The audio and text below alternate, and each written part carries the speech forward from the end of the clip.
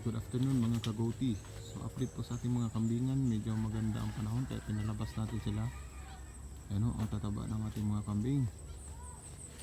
Kung kayo po ay mag-aalaga ng kambing, dapat ho tiyakin natin na maganda ang kanilang pabahay. Walang yung nililinis natin ng kanilang pabahay, yung dumi nila, yung ihi po dapat hindi nila hinigaan. Dapat ho naglilinis tayo araw-araw sa kanilang pabahay.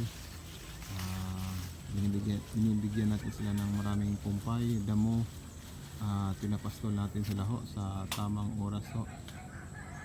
Ngayon mga alas 3 pa lang ngayon, hanggang alas 5 po sila ngayon. Medyo maganda ang kanilang kain, maganda ang panahon, at saka ang tataba po nila. Karamihan sa akin mga kambing guys is buntis na po. So salamat sa Panginoon po at medyo hindi pa tayo sumuko ho. Salamat po, maraming salamat. Happy farming.